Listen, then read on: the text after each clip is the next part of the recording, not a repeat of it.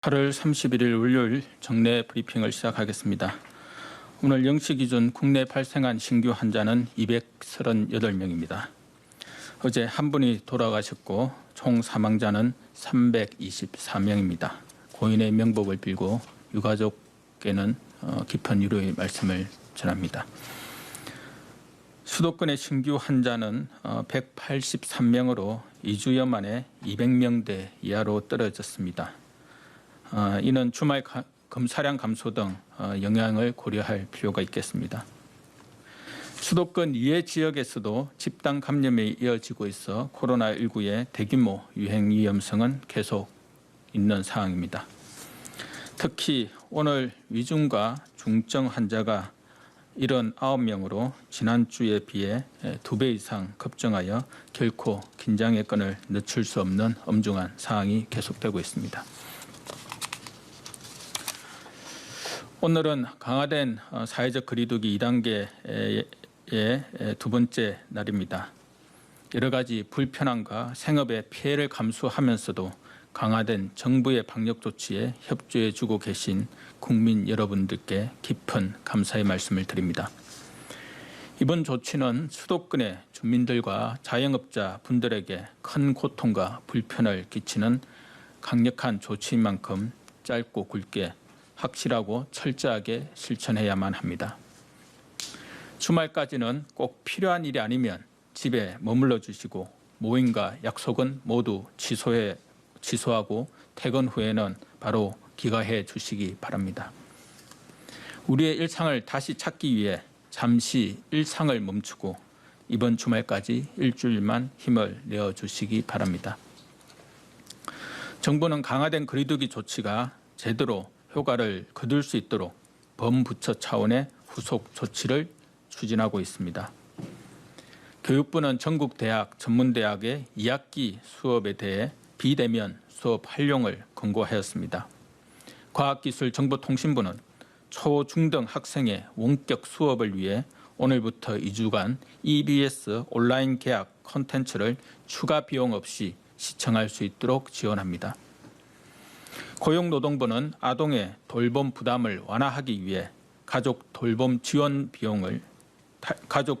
비용 지원을 당초 1학기까지 해서 9월 30일까지로 연장하였습니다. 가족 돌봄 비용 지원은 가족 돌봄 휴가 사용 시 근로자 1인당 1일 5만 원을 최대 열흘간 지원하는 제도입니다. 금융위원회는 생명 손해보험협회와 보험대리점 협회를 통해 보험 설계사 등의 대면 영업을 자제하도록 강력 권고하였습니다. 최근 환자가 계속 발생하면서 확진자의 입원대기 상황에 대한 우려가 있어 설명드리겠습니다. 입원 혹은 입소 대기 기간의 문제는 그 환자가 병원에 입원 치료가 필요한지 아니면 우선 경증 무증상으로 생활치료센터에 입소할 대상인지에 따라 다르게 볼 필요가 있습니다. 병원에 입원 치료가 필요한 환자는 최대한 빨리 입원해야 하기 때문에 확진된 후 하루 이내 입원하도록 하고 있습니다. 반면 경증이거나 아직 증상이 나타나지 않은 생활치료센터 입소 대상자는 입소 전 자택에서 잠시 대기하는 경우가 있습니다. 그러나 이 경우도 대기하는 동안 보건소에서 호흡곤란 등 증상 발현 여부를 충실히 확인하고 필요한 조치를 즉각 취하여 건강상의 피해가 발생하지 않도록 하고 있습니다. 정부는 환자분들이 치료병상뿐 아니라 생활치료센터에도 최대한 빨리 입소할 수 있도록 관련 시설을 계속 확충하는 데 총력을 기울이고 있습니다.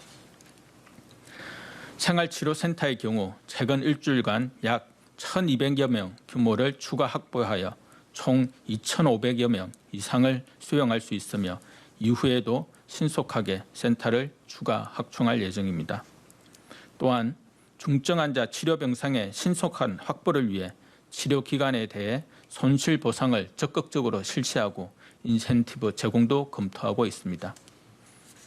관련하여 오늘 지급되는 코로나19 치료 기간에 대한 오차 계산급과 폐쇄, 업무중지, 소독 조치 기간에 대한 1차 손실 보상금에 대해 말씀드리겠습니다.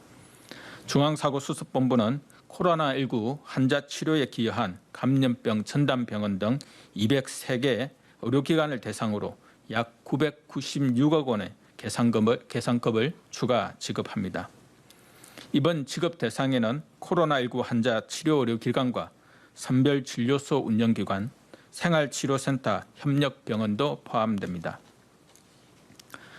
또한 이번 8월부터 코로나19 방역 대응 과정에서 폐쇄, 업무정지, 소독 조치된 의료기관에 대해서도 손실보상금을 지급을 시작합니다. 이번 지급 대상은 지자체를 통해 접수한 627건 중 심사가 완료된 35개 의료기관이며 지급액은 총 2억 4,700만 원입니다. 전공의들의 집단 진료 거부와 관련하여 말씀드리겠습니다. 어제 전공의 단체는 집단 진료 거부를 계속 강행하겠다는 의사결정을 하며 그 이유는 명확히 밝히지 않았습니다.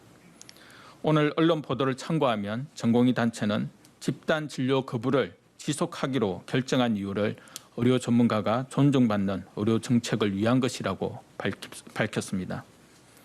그러나 이는 코로나19의 위기 상황에서 국민의 생명과 안전을 위협하는 진료 거부의 강행 이유로는 충분하지 못하다고 판단합니다. 국민들이 납득할 수 있는 이유가 제시되어야 할 것입니다. 정부는 이미 정책 추진을 중단하고 코로나19 위기 극복 후 모든 가능성을 열어놓고 정책 협의를 하겠다고 여러 번 밝힌 바 있습니다.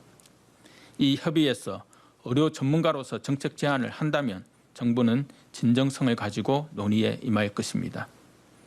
전공의들은 국민을 위해 지금이라도 즉시 진료 현장에 복귀해 주기 바랍니다. 정부는 오늘부터 비수도권 수련병원 응급 중환자실 10개소에 대하여 3차 현장 조사를 실시하고 업무 개시 명령을 발령할 계획입니다. 응급 중환자실의 경우 생명이 위중한 중증 환자들을 치료하는 곳인 만큼 의료인으로서의 사명감을 생각하여 정부의 강제적 행정조치 여부와 관계없이 조속히 복귀해 줄 것을 요청합니다. 또한 집단 진료 거부에 따른 중증 환자의 인명피해를 방지하기 위하여 상급 종합병원에 대하여 중증 환자를 위한 필수 진료 중심으로 기능을 재조정할 것을 오늘 요청할 계획입니다. 상급 종합병원이 중증 환자를 위한 필수 진료에 집중할 수 있도록 불편하시겠지만 경증 질환을 가진 환자분들은 상급 종합병원 이용을 자제해 주시고 가까운 동네 병원을 이용하여 주시기 바랍니다. 진료 거부로 인해 환자들의 피해가 발생할 가능성이 있으나 이러한 분들이 마땅히 도움을 요청할 곳이 없어 국민의 걱정이 큰 상황입니다. 이러한 환자들을 지원하기 위하여 오늘 오후부터 피해 신고 지원센터를 운영합니다. 오전 9시부터 오후 6시까지 콜센터를 통한 의료와 법률 상담이 지원됩니다. 지역번호 02-6210-0280과 0281번을 1번으로 전화하시면 되고 전공의 단체의 진료 거부 기간 동안 운영할 계획입니다. 의료 정보 제공이나 법률 상담 등이 필요하신 분들께서도 참고하여 주시기 바랍니다. 이러한 갈등에도 불구하고 전국의 진료 현장에는 오랜 경무와 무더위를 견디며 코로나19와 싸우고 있거나 그 외에 일반 진료를 위해 애쓰고 있으신 많은 의료진들이 존재합니다. 의사를 비롯해 간호사, 의료기사, 병원의 관계자들이 오늘도 환자 진료를 위해 최선을 다하고 계십니다. 정부는 이러한 모든 분들의 수고에 깊이 감사드리며 국민 여러분들께서도 아낌없는 성원과 응원을 보내주시기를 부탁드립니다. 정부는 최선을 다해 의료 현장의 혼란을 수습하면서 코로나19 대응에 총력을 다하겠습니다. 앞으로의 일주일은 코로나19의 대규모 유행을 막고 우리 일상을 되찾기 위한 최후의 방역 배수진입니다. 국민들, 특히 수도권의 주민분들은 앞으로 일주일간은 일상을 잠시 멈추신다는 생각으로 외출과 모임 등은 하지 말아 주시기 바랍니다. 안전한 집에만 머물러 주시고 가족 외에 다른 사람과의 접촉은 최대한 하지 말아 주시기 바랍니다. 감사합니다.